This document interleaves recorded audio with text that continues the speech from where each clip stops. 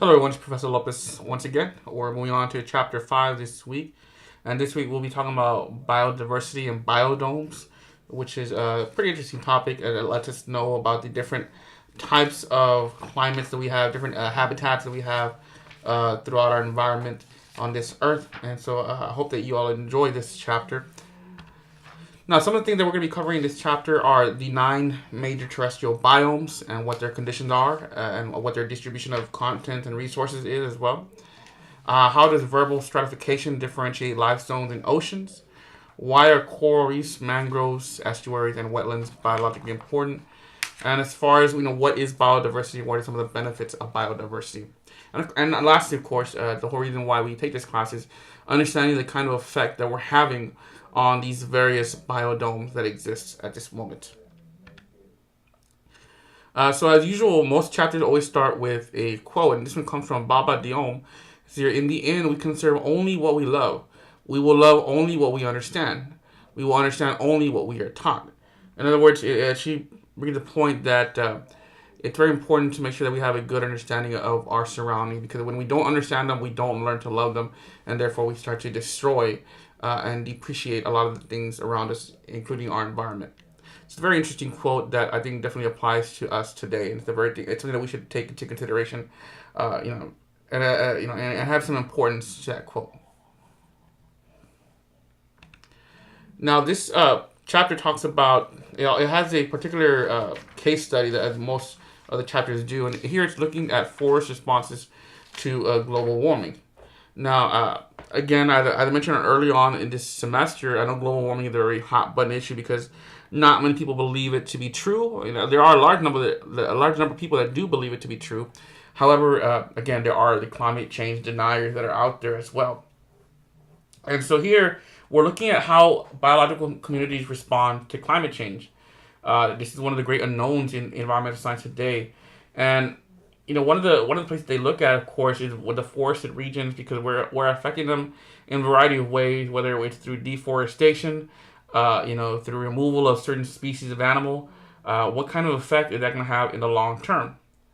It says here that it seems likely that species such as aspen, spruce, and birch that are now at the southern edge of their range in the study area won't do as well under a warmer climate as the temperate maple oak forest now growing farther south.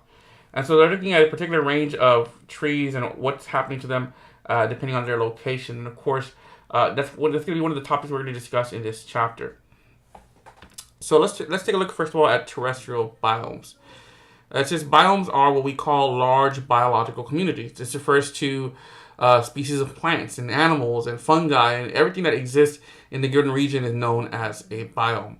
If we know the range of temperature and precipitation in a particular place, we can generally predict what kind of biome is likely to occur there. And that's because at this point, we kind of know what type of species to expect at what climates in certain habitats, and that'll help us to identify what species we should find.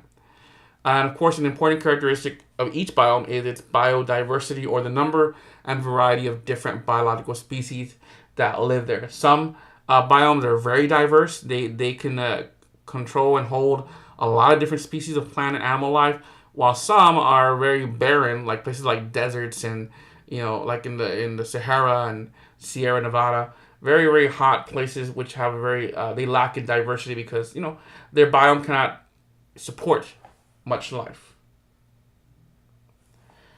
Now here's an image that says that biome type can be predicted based on the temperature and precipitation found in this area.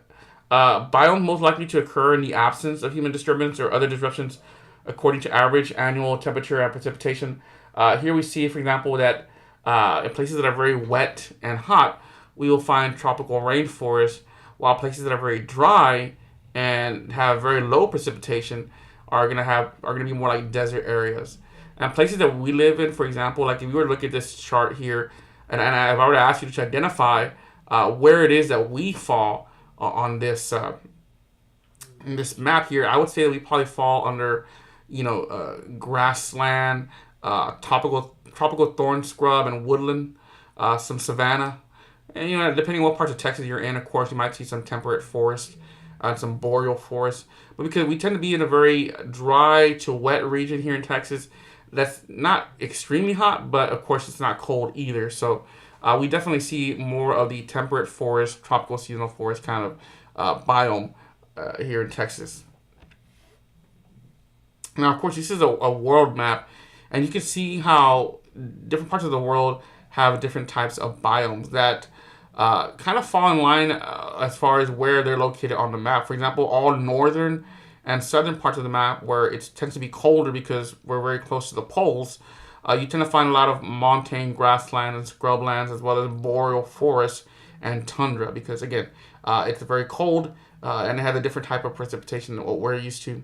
If you look at our region here, United States, which is just right above the Tropic of Cancer, you tend to find regions that are very, dry scrublands, tropical grasslands, and subtropical seasonal forests as well, which makes sense because that's what we see a lot of here in Texas, as I mentioned before. So again, to kind of restating what I just mentioned is that biomes vary with latitude. Many temperature-controlled biomes occur in latitudinal bands. A band of boreal forest crosses Canada and Siberia, and of course, because these tend to be very cold places, so you tend to find a lot of evergreen forests. And if you're wondering what the word evergreen means, it means that these are trees that don't really ever die. They're always somewhat green. They're evergreen. In a lot of the warmer climates, like in South America and Africa, you tend to find a lot of tropical forests because it is a very hot region, but they also tend to have very high precipitation as well. Okay. And many biomes are even named for their latitude, like tropical rainforest or Arctic tundra. Arctic being that it's in the Arctic regions. And tropical tends to be very close to the equator as well, so they kind of get the names from their location. Now, here's another word that you definitely got to know, and that is vertical zonation. Vertical zonation, of course, is a term that's applied to vegetation zones defined by altitude. Altitude also plays a huge role in how biomes are kind of developed. It's here that temperature and precipitation change with elevation as well as with latitude. And most of you know, the higher up that you go in elevation, usually the colder it gets, and the precipitation tends to be more snow than rain. And so that of course, will affect what kind of animals and what kind of plant life you will find there. And as it states there in the third bullet, mountains are cooler and often wetter than low elevations because even again they're high, they're closer to the clouds, which clouds, if are just balls of precipitation that are visible to our eyes because they're kind of cold and therefore they're near freezing. And so you tend to find a lot of cloud cover in mountain ranges, which of course will lead to different types of precipitation as well. So here's some examples of some trees that you would find at various points of elevation. For example, we tend to fall somewhere between grassland and shrub desert when it comes to elevation. So we tend to find, you see some grass you might be familiar with. But the higher up you go, the more you see these evergreens that start to appear, like alpine and spruce and pine trees, because again, it shows that different types of plants grow in different regions of elevation. And here we're looking particularly between two cities in California, Fresno and Mount Whitney. Fresno is a very low, almost sub-oceanic levels. It's usually found in Death Valley, while Mount Whitney, of course, is the mountain, and you definitely see some differences in vegetation that occur because of their elevation levels. Now here we also see annual temperature and precipitation levels in terrestrial biomes. Moisture availability depends on temperature as well as precipitation. So here you see that the horizontal axis on these climate diagrams show months of the year. Vertical axis show temperature, and to the right side you see precipitation, in other words, how much rainfall or snow are they getting. And the number of dry months are shaded yellow and wetter months are blue. And of course that varies with geographic location. And so we see here that, again, you're going to see some places where you're going to have more dry regions, more droughts, like places like San Diego, where evaporation exceeds precipitation. And then you're going to have some other places like Brazil, for example, that usually has large amounts of precipitation because of their elevation as well as how much, rainfall they get every year. So here's one of the first biomes that we're going to be looking at, and that is tropical rainforests. Of course, they get their name because this is where rainfall is usually very abundant. Usually they get about 80 inches per year. That's a lot of rain. Here in Texas, I mean, sometimes we'll go maybe getting a whole foot throughout the whole year. So this is definitely a big difference in comparison to numbers. And of course, also the temperatures are very warm to hot year round. So it tends to be very, very muggy. People that live in this region usually wear very loose clothing, very porous clothing, in order to make sure that that they keep themselves rather hydrated and not sweating to death. Tropical seasonal forests, of course, have annual dry seasons. As it states here in this first bullet, many tropical regions are characterized by distinct wet and dry seasons, although temperatures remain hot year round. So really, the only difference that you have is whether or not it's raining or dry. And of course, because of this, these areas tend to support tropical seasonal forests, which are forests that tend to be very drought tolerant because they have to be accustomed to not getting a lot of rain, a lot of water. And so a lot of these forests have plants that look very brown and dormant, but they will be very bright and green and vivid in times of rain and precipitation. And I'm sure many of y'all have seen images of jungles and forests in the Amazon, and they look very, very green and very vivid. Those, of course, are times of wet seasons, but in the dry seasons they do get very brown. And of course, these forests are often called dry tropical forests because they are dry much of the year. But when it rains, it definitely does rain. Now here we see tropical savannas and grasslands, which are dry most of the year. These are regions that you tend to find more like in places like Africa. Here we see a lot of wildlife that you've probably seen in documentaries and wildlife documentaries, and of course you might recognize this as being savannas. So this usually occurs where there's too little rainfall to support forests. You'll tend to find a lot of grass instead to make up for that. And so we call those areas savannas. Now here we get to deserts. Now there's a misconception about deserts. People always assume that deserts are just very sandy, like you think of the Sahara Desert and you think of a lot of sand. But really, deserts, their primary characteristics is that they tend to be dry. And this is here, deserts occur where precipitation is uncommon and slight, usually with less than 30 centimeters of rain per year. I mean, you can even say that sometimes some parts of Texas here are probably close to like deserts because we don't get much rain. But on that title, though, it tells you that deserts can be hot and cold. And usually they tend to be very hot, of course, during the day, but they can be very, very cold at night. So there's usually a misconception that deserts are only going to be hot like the whole day throughout the year, and that's not necessarily true. Moving on to another biome, here we have temperate grasslands, which tend to have very rich soils, and therefore they can support a lot of vegetation, and in response to that, we can support a lot of wildlife as well. Now, temperate grasslands occur where there's enough rain to support abundant grass, but not enough for forests. So you take a look at this image here, and you definitely see a lot of grass and grass type of plant life. But not a lot of trees. In fact, you can only see a couple of trees there in the backdrop, but not, you don't see a lot of long, big trees because there's only enough water or precipitation to support these grassy vegetations. So again, that kind of showed you that temperature and annual precipitation will play a huge role in creating certain types of biomes. Now here we move on to temperate scrublands, which is a little bit different from grasslands. And these usually occur in dry environments. And of course, it's just here, often dry environments support drought-adapted shrubs and trees as well as grass. These mixed environments can be highly variable. They can also be very rich biologically. And so places where you might see some scrublands would be places like California, where you tend to find Mediterranean scrub or chaparrals. It says here, evergreen shrubs with small leathery leaves form dense thickets. So we've all seen these types of brushes that have very thick leaves, and the reason why they're thick is because they're trying to hold in the water and not let it evaporate too much into the atmosphere.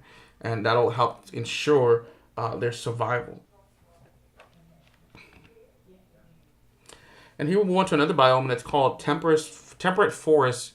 And you see here that they can either be evergreen or deciduous. Now, here in South Texas, if we do have these type of trees, they tend to be what we call deciduous, meaning that they lose their leaves seasonally. Right now, we're about to enter spring, so we see a lot of foliage coming back in our trees and our brushes. But just a few months ago, we saw that a lot of them were very bare, or very dead, and because these were good examples of this deciduous trees. While of course, if you ever go to Colorado, places like that where they have high elevation, very cold winters, you tend to find a lot of evergreen or cone-bearing coniferous trees that can usually stay green year round. Now, again, just to expand a little bit on deciduous forests, deciduous forests are broadleaf forests which occur throughout the world where rainfall is plentiful.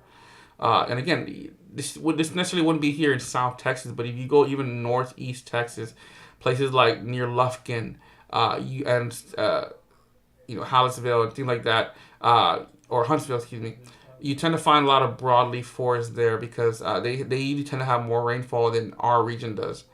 And these forests are what we call deciduous because they tend to lose their leaves in the winter. Okay, but in the springtime, of course, they will be very green, very abundant. And this is here that at lower latitudes, broadleaf forests may be evergreen or drought deciduous. Of course, that all depends on where exactly you can find these certain types of trees.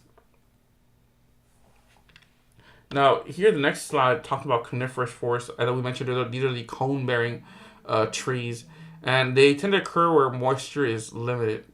So they won't really see those too much here again in South Texas because we do have a lot of moisture here. But they do occur mostly in cold climates, and so that's why they have to be very evergreen. They have to be able to support these low moisture environments, and therefore to help kind of alleviate the need for a lot of water, their leaves tend to be very thin, waxy leaf in order to avoid moisture loss. Again, they're trying to retain the water. They don't want to let it go. It's very precious to them. And this moves on to temperate rainforests.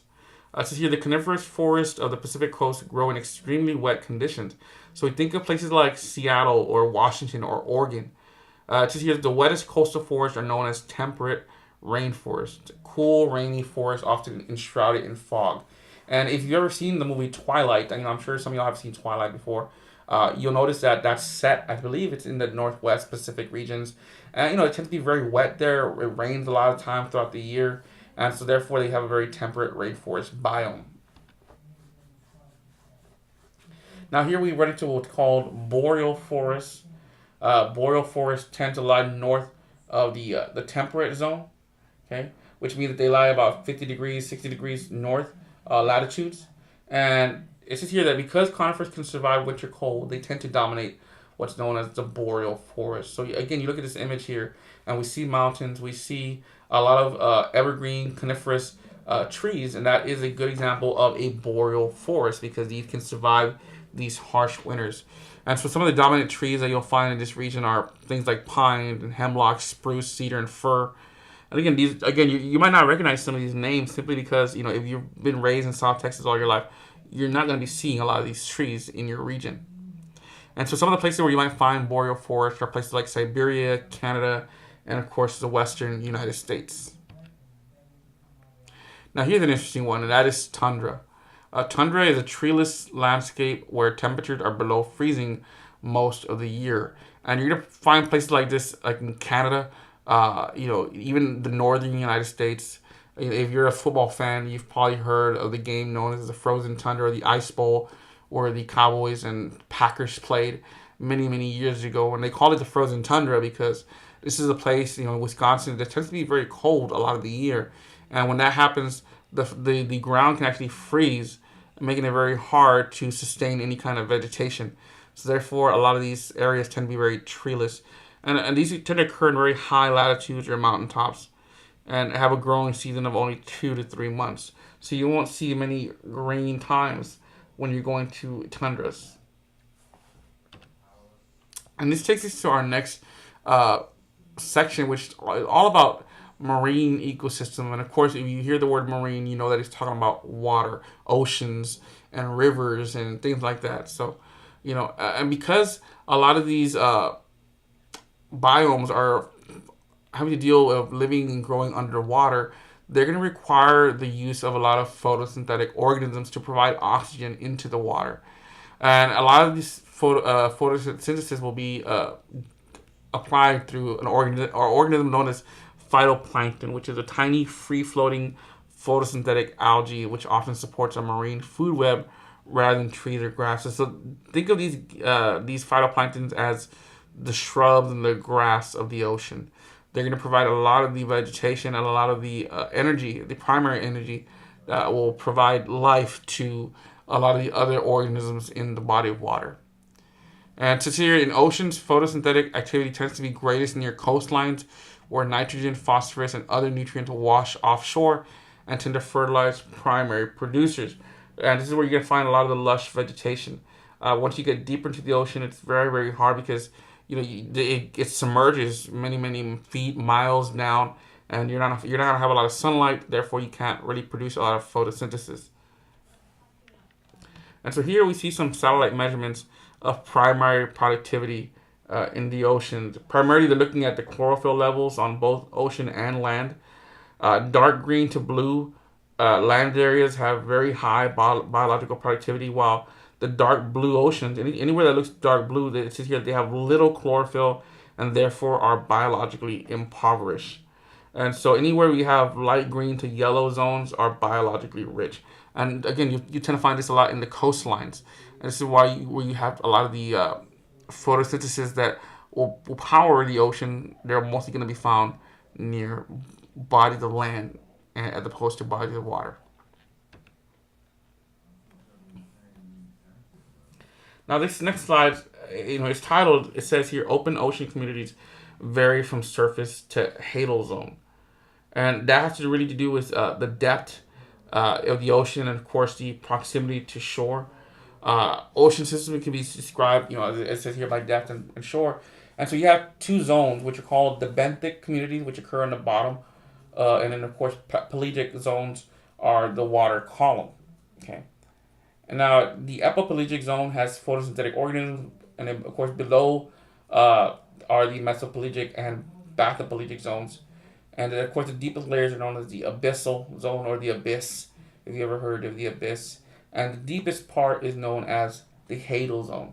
So here what we're seeing a bunch of terms that refer to different depths of ocean communities, with the deepest being the hadal zone. Okay?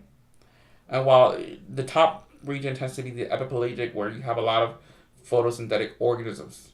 Now, right on the shoreline, these are known as littoral zones, and the area exposed by low tides is known as the intertidal zone. And this is going to usually be very rich with life because, again, they're still close enough to the surface where they can get a lot of photosynthetic energy from the sun, which will then power the creation of photosynthesis and provide energy to the entire aquatic biome. And so here we see that, again, this is what's known as vertical stratification, and this is a key feature of aquatic ecosystems. And so we see that epipelagic zone that I mentioned before is at the very surface of the body of water, while at the very base of this, you have the hadal zone, which is about 6,000 meters deep into the ocean. Now, of course, the deeper you go into the ocean, the temperatures are going to drop, the pressure is going to increase, therefore making it very difficult for a lot of species of life to survive in these regions. Where you will find some form of life at the deep parts of the ocean is anywhere we see deep sea thermal vents, because they tend to survive simply off the energy that's being vented out from the crust of the earth, and because of the warmth that's being provided in this region. These communities are based on microbes that capture sulfur compounds released from thermal vents on the ocean floor. So rather than depending on photosynthesis, they're going to depend on other forms of food, so to speak, to help them to survive. Now, some of the organisms that feed off these vents are things like tube worms, mussels, which are like a type of oyster, and other microbes. And most of the organisms that live here are going to be very microscopic because not many large organisms are going to be able to survive in this region for a very long time. Now here we see an example of an island, which I'm sure some of y'all have seen images close to this. So we see the coral reefs, we see the islands.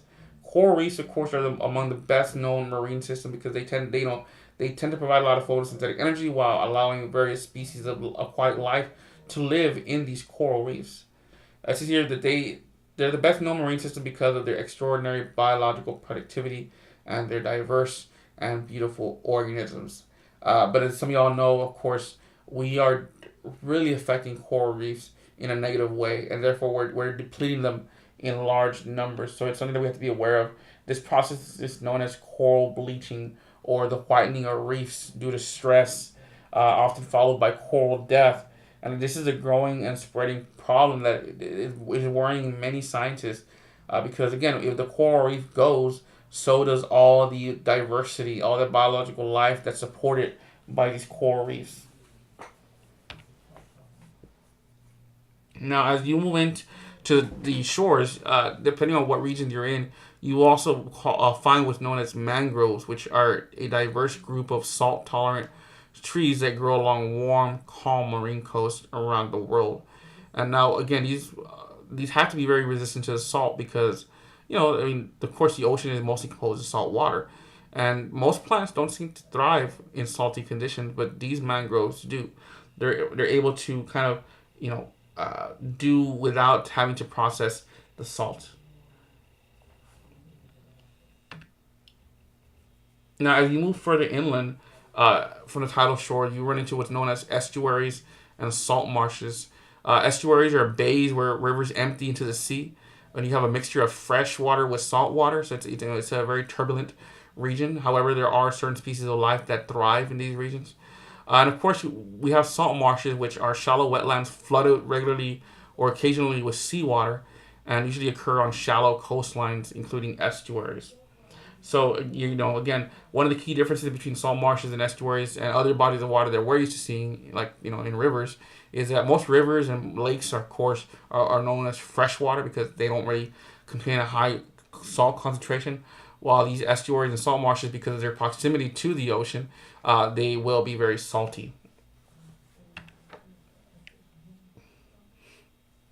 Now here we run into what's called tide pools. Tide pools are depressions in a rocky shoreline that are flooded at high tide, but retain some water at low tide. And so you see some examples of species that will live in these low tide regions, and we see some sea anemone and we see some starfish. Again, you tend to see this a lot in low tide areas where they'll survive off the vegetation that exists in these low coastlines. And this takes us to our next ecosystem, and that is the freshwater ecosystem. It says here freshwater environments are far less extensive than marine environments, but they are centers of biodiversity because a lot of species that are not marine based tend to depend on these freshwater resources. It says here most terrestrial communities rely to some extent on these environments. In deserts, isolated pools, streams, and even underground water systems support astonishing biodiversity as well as provide water to land animals. And that's very important because, of course, water is one of the main resources that we need to sustain all life. Now, some examples of freshwater systems, of course, is a lake. In lakes, just like oceans, have distinct vertical zones or vertical stratification. At the surface of the lake, you're going to find a subcommunity of plankton, mainly microscopic plants, animal, and produce, which are going to be mostly photosynthetic, again, to provide some form of energy for the wildlife that is living beneath the surface of the water. Now, as fish move through the water column, they will sometimes, vary according to where they live in the depth of the water. Now, at the very bottom of the lake, or the benthos, it's occupied by a variety of snails, worms, fish, and other organisms that tend to lay on the lake bed in a very, amongst the soil and in a very dark region. And here we see the layers of the deep lake, and we have the three different layers, which are the epimnion, the thermocline, the hypolimnion, and of course, at the very base, you see the benthos. And as you go down deeper into this lake bed, you have your oxygen levels are decreasing as well as your light levels. And so you won't see a lot of sea life down there because, most of them are going to be located at the top where you have vegetation and other, plankton that are going to be producing energy. While at the bottom, you can see some snails and some worms that are burrowing through the base of this lake bed. Now, moving on to a different type of freshwater environment, we move on to wetlands, which are very shallow and very productive. because the surface tends to be saturated at least part of the year with water, so therefore they have a lot of vegetation as well as some forms of sea life. It says here that wetlands have vegetation that is adapted to grow under saturated conditions. And so, because even though they're small systems, they tend to support a lot of rich biodiversity and are good areas for breeding, for different types of birds that migrate north and south. They'll come up north just to lay their eggs and hatch and grow their hatchlings and then go back down south. And so, because there's so much water on the surface of the land here at wetlands, it tends to replenish a lot of the groundwater supplies, which, of course, is going to be very important in times where you might have some drought. And there's different names for different types of wetlands. For example, it's all based on what kind of vegetation they have. So you have swamps, which are wetlands with trees.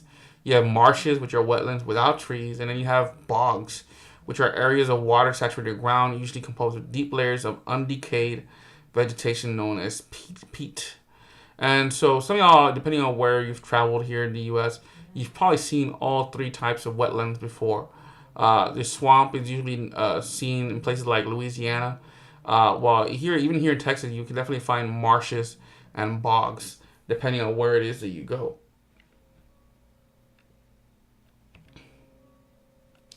Another example of an open system that we have is streams and rivers. Now, it says here, streams form wherever precipitation exceeds evaporation and surplus water drains from the land. So streams can tend to die out a lot easier than rivers because, they're just kind of excess water that, it gets caught in times of rain. But it says here, as streams collect water and merge, they eventually form rivers. And ecologists consider a river system to be a continuum of constantly changing environmental conditions and community inhabitants from the headwaters to the mouth of a drainage or watershed.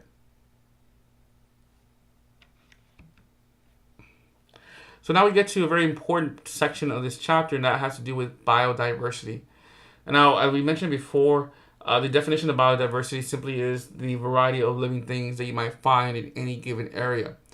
Now, there's three types of biodiversity that are essential to preserve ecological systems and functions, and that is genetic diversity, species diversity, and ecological diversity.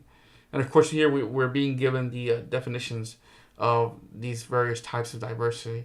When it comes to genetic diversity, this is known as a measure of the variety of versions of the same gene within individual species, while species diversity describes the number of different kinds of organisms within a community or ecosystem.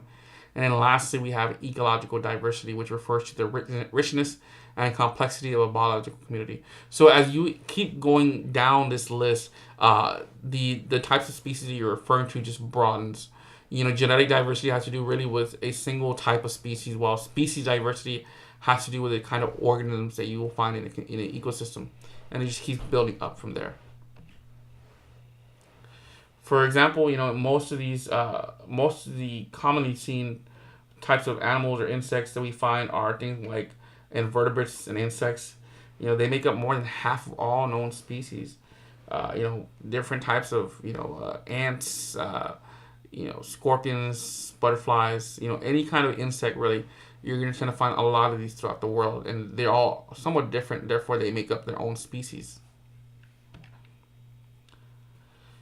Now, there are some what we call biodiversity hotspots, which are very, very animal-rich regions. They're very diverse in what kind of species they have, but they are being very threatened at this point. It says here, most of the world's biodiversity concentration are near the equator, which we talked about before. This is usually in tropical rainforests and coral reefs. Now, of all the world's species, only 10 to 15% live in North America and Europe. Many of the organisms in mega diversity countries have never been studied by scientists because they're usually in remote locations that maybe haven't been located yet. And of course, areas isolated by water, deserts, or mountains can also have high concentrations of unique species and biodiversity. If you recall, when we talked about Charles Darwin earlier this semester, we mentioned that he mostly postulated his theory of evolution while inhabiting the Galapagos Islands, which is a very remote area because it is an island. And because of this, there was a very diverse amount of species that were somewhat related, but they had adapted and changed over time, therefore creating a very rich population of species. Now, what are the benefits of being a very diverse region? Well, as it says here, we benefit from other organisms in many ways, some of which we don't appreciate until a particular species or community disappears. And of course, they disappear because of extinction.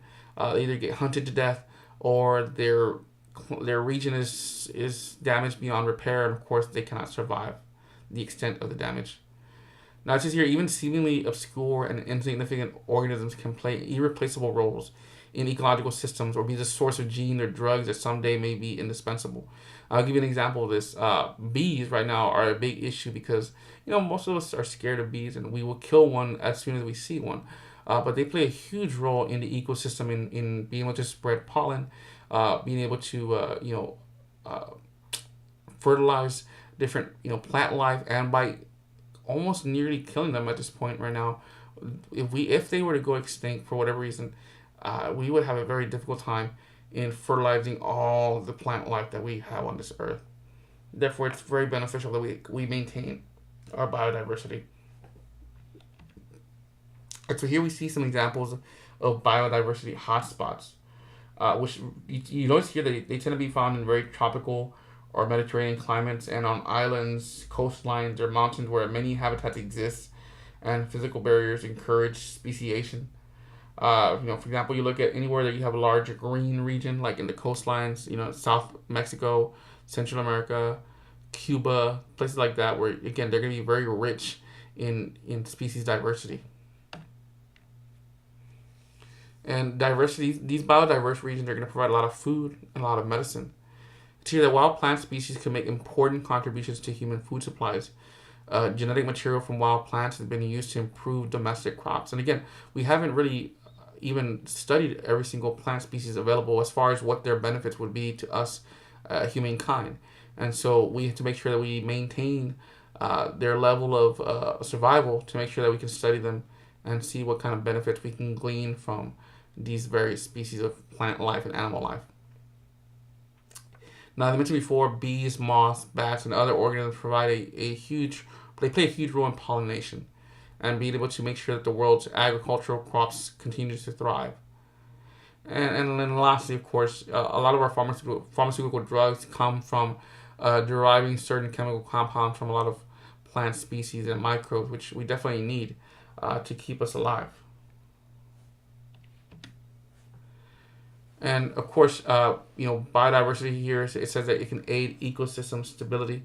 High diversity may help biological communities withstand environmental stress better and recover more quickly than those with fewer species.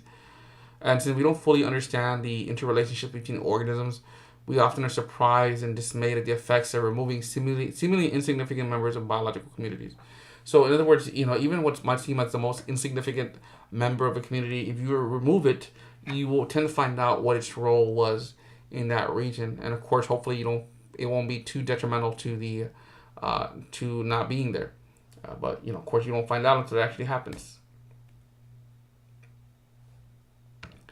Now here we see a title that's very interesting. That is aesthetic and existence values are important. Now, what is an existence value? It says here, for many people, just the idea that wildlife exists has value.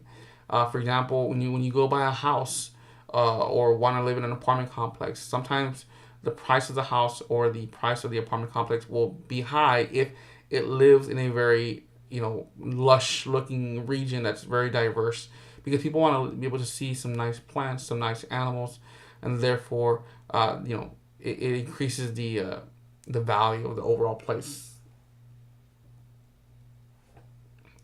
Now, what are some of the things that threaten our biodiversity? Well, number one is extinction, which of course, I'm assuming that most of y'all have heard of extinction and know what it is. But of course, the proper definition of extinction is the elimination of a species, which is a normal process of the natural world.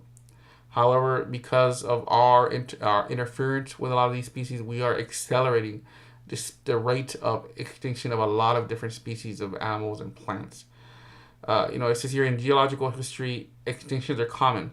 Studies of the fossil record suggest that more than 99% of all species that ever existed are now extinct. And that's a lot, 99%. I mean, that's almost all species, but yet, nevertheless, look at how many species we have now. So it goes to show you that we've had a lot of different species that are no longer here. We think of the dodo, the woolly mammoth, things like that no longer exist. And of course, most of these species were long gone before we even arrived, before we even set foot on this planet. Now, periodically, mass extinctions have wiped out vast numbers of species and even whole families, whether it be through floods, changes, for example, the Ice Age, that definitely had a great effect in the amount of species that no longer survived into today. And so here we see, so for example, when we had large mass extinction, and they're represented by these spikes here. And you see some of them were caused by either meteorites or climate change, or as what's known as glaciation, which is the ice age. And we've gone through 5 different mass extinctions, and they're saying that right now we might be entering a 6th mass extinction because simply of human interference throughout this world. Now here we have, it says here, HIPPO summarizes the human impacts. In other words, we have an organization that is trying to determine what our actual impact is on this earth. Now it says here, between 1600 and 1850, human activities appear to have eliminated 2 or 3 species per decade. That is a lot of species per decade, considering how long humans have been around on this earth. Now it says here, in the past 150 years, the extinction rate has increased to thousands per decade. And that's crazy. A lot of it is simply because we're either hunting species to extinction, or because we're changing the environment or the climate or habitat so much that a lot of these species just can't seem to survive. It says here, E.O. Wilson summarizes human threats to biodiversity with the acronym HIPPO, which stands for Habitat Destruction, Invasive Species, Pollution, Population of Humans, and Over-harvesting. And of course, this is what we are doing to the overall biodiversity. Now, of course, habitat destruction, as I mentioned before, is usually the main threat. When you change the habitat of any species, it's either going to have to quickly adapt or it will quickly die. Now, over many thousands of years, we humans have changed the outlook of this planet, because especially you look around, places where roads are now that didn't used to exist. And anytime we put a road somewhere, we eliminated a piece of the ecology there. And therefore, we are affecting the overall species of plant life and animal life there. It says here, sometimes we destroy habitat as a side effect of resource extraction, such as mining, dam building, and indiscriminate fishing methods. For example, here's a historical decrease in forested area in southern Wisconsin. So in 1831, again, we have humans already living here, but it looks very green, very forested. But as more people start to colonize, make this area their home, you see that the forest regions start to really decline by the time we get to 1950. I can only imagine how it looks like now in the year 2017, and how much it's changed because of people settling down in this area. And so this leads to a term that you definitely have to know, and that is called habitat fragmentation, which is the reduction of habitat into small, isolated patches. Breaking up habitat reduces biodiversity because many species, such as bears and large cats, require large territories to subsist. So by shrinking their habitat, you are fragmenting them and making it very hard for them to survive. And to the other species, such as forest interior birds, reproduce successfully only in deep forests far from edges and human settlement. But as we continue to push settlement further out into the forest, we're making it very hard for these species of birds to reproduce. Now, invasive species are what we call a growing threat. Invasive species are organisms that thrive in new territory where they are free of predators, diseases, or resource limitations. Now, we humans have always transported various types of organisms into new habitats, but the rate of movement has risen sharply in recent years with a huge increase in speed and volume of travel by air, water, and land. And so, we're constantly changing our neighboring habitats as we continue to move outward from the cities. And here's some example of invasive species that have been introduced into North America and have caused a lot of biodiversity in certain regions. Things like the boll weevil the grass carp, the mongoose. All these are known as invasive species that tend to, you know, move around where people are as well. And again, here we see another chart that shows what's happening to certain birds in the Channel Islands as we continue to, invade these areas, and they are drastically going down. And this is one that we definitely have a direct effect when it comes to the environment, and that is pollution. We are, obviously the biggest contributors to pollution, especially toxic pollution that can have disastrous effects on the local populations of many organisms. And this is usually because we've been introducing things like pesticides and just waste into our habitats, and therefore we're kind of causing the decline of a lot of the species because we're kind of disrupting their food chain, and therefore they can't survive these changes to their eating habits.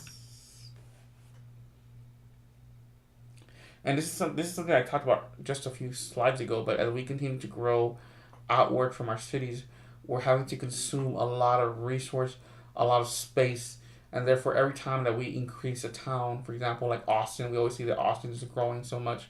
Every time it grows, it's gonna have to lose space. It's gonna have to lose some, form of its habitat in order to provide the resources for human beings to live there. Which leads us to over harvesting. We just obviously we need to be able to provide food for so many different people, but it's here over harvesting involves taking more individuals than reproduction can replace. And this doesn't just mean to crops, but it can also mean to various types of animal species as well. Let's see, your fish stocks have been seriously depleted by over harvesting in many parts of the world. For example, the bluefin tuna, which is a delicacy in places like Japan, they have been over harvested to the point where I don't. It's almost near extinction because we're fishing them too much and not being able to replace them fast enough. Now, of course, despite international bans on trade and products from endangered species, smuggling of furs, hides, horns, live specimens, and folk medicines amounts to millions of dollars each year. So we again, despite all these regulations, we're still having a large effect on the loss of diversity because people are trying to do what we call black market selling of resources. Okay, and we always see for example on the news when somebody has a lot of money can afford to pay the fines and the fees to hunt endangered game in places like Africa, and it's sad, but it's still out there, and we're having a very very detrimental effect on these species that are near extinction. Here, for example, we see parts from rare and endangered species for sale in China, and China and places like near China and the Asian countries, they have a very lax regulation when it comes to what they can sell.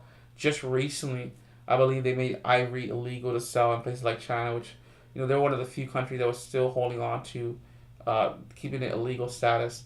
But hopefully that will help change the population of elephants. Because they won't be hunted so much for their ivory anymore. And here we see another example of how we are negatively affecting a certain aquatic population because we're trying to use them for trade, and that is a diver that using cyanide to stun fish. Well, it's not just going to hurt that one fish, but it's going to hurt the surrounding environment as well. And this is one that we're very guilty of, but all of us here have probably at one time or another either paid for or have seen, our apartments get sprayed with pesticides, and this is being used, of course, in crops and other places in parts of the world where, by using these pesticides and pest control, we're eliminating and almost exterminating a large amount of species. It's here every year. U.S. government animal control agents trap, poison, or shoot thousands of coyotes, bobcats, prairie dogs, and other species considered threats to people or domestic livestock or crops. But if we continue at this rate, I can foresee us really, taking out an entire species. And because of that, a lot of governments, for example, here in America, one of them, we've definitely gone out of our way to try to protect certain endangered species. It says here, slowly we're adopting national legislation and international treaties to protect our biological resource.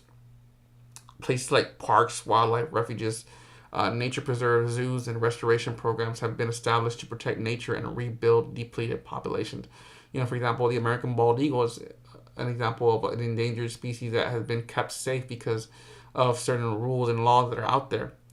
And I see here most countries now have laws protecting endangered species, and dozens of international treaties aim to reduce the decline of biodiversity worldwide. And that's why we have things like hunting and fishing laws, where you're only allowed to, capture certain number of fish or deer, because you don't want to be overhunting them, and therefore, totally eliminating the species of life. Now here it says here the Endangered Species Act, which is known as the ESA, protects habitat and species. Well, what does it do?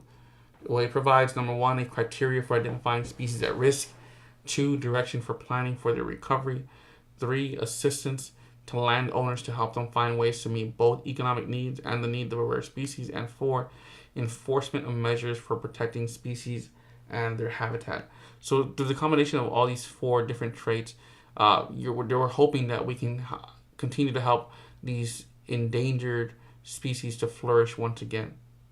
Now, there are 3 different levels of risk when it comes to, the Endangered Species Act. Number 1, of course, is endangered species, which are those that are considered in imminent danger of extinction. Then you have threatened species, which are likely to become endangered, and at least locally within the foreseeable future. And then lastly, we have the vulnerable species, which are naturally rare or have been locally depleted by human activities to a level that puts them at risk. And you might say, oh, okay, well, they're just in the vulnerable species ranking, but still, you don't want to be depleting the resources any further, because you don't want them to fall into the threatened or endangered species level.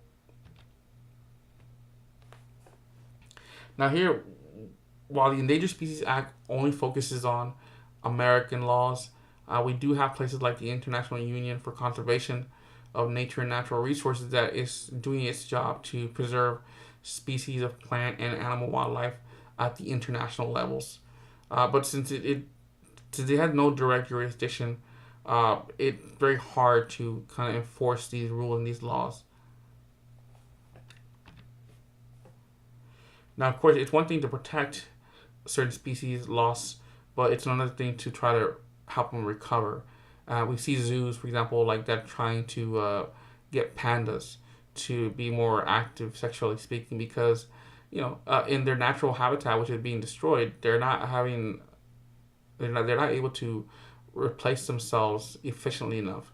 So that's why they're being kept in the zoos, to hopefully help that population boom again. Now, to hear that a recovery plan could include many different kinds of strategies, such as buying habitat areas, restoring habitats, reintroducing species to its historic ranges, or even by captive breeding program, like the panda example I just gave. Now, here's some ESA species terminology that, again, you also need to know, and that is, number 1, keystone species, which are those whose elimination would affect many other members of the biological community. So, in other words, these are very, very important species. Then we have indicator species, which are those tied to specific biotic communities, successional stages, or environmental conditions.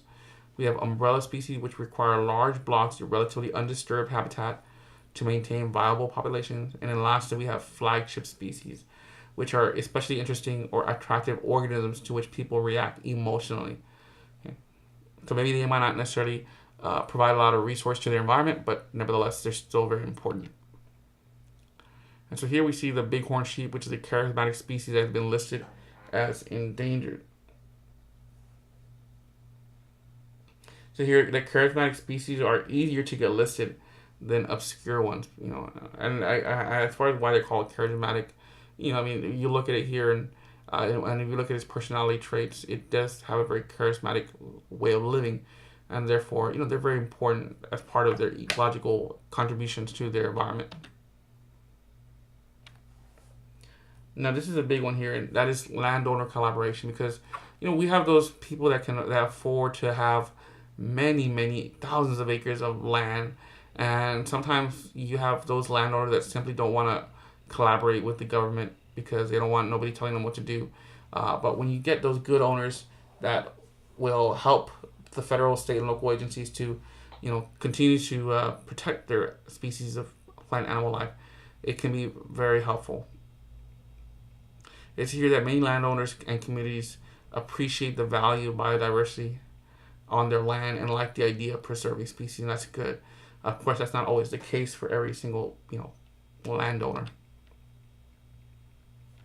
And just like with any government agency, the ESA has seen success and, of course, controversies. A lot of these controversies are simply because of long political battles that can be very trivial, and therefore before by the time they actually act, it's too late. Here's some famous controversies that have occurred. Number one is the Tennessee Valley Authority fought over protecting a fish called the snail darter from a proposed dam construction. And why was this so controversial? Because it just took a lot of time, a lot of unnecessary fighting and squabbling, and of course, we have one where the timber industry fought to protect spotted owl. So those are just some examples of the controversies that existed.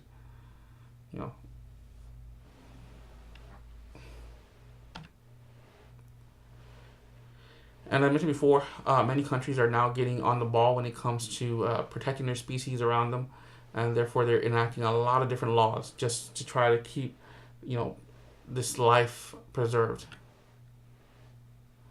But what even better than species protection, of course, is protecting habitats, because you can try to protect the species all you want, but if you don't protect their habitat, they're gonna die regardless, because you're changing their living environments, their resources. So it's always a good tactic to save a habitat as well as a species.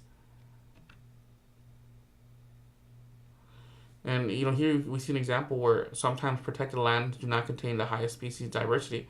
Here we see an example of Kailua Kona, which is the largest island in Hawaii, that is very protected by a lot of laws and regulations. Yet they're not very diverse, so it seems kind of redundant to have so many rules and laws here when you don't have a lot of species. Like, for example, in all these green areas are the preserves, which are protected by law. Yet when you look at where the heavy amount of endangered species are at, they don't fall within these preserves. So it's cool to want to protect certain lands, but what good is it if they're not very species rich?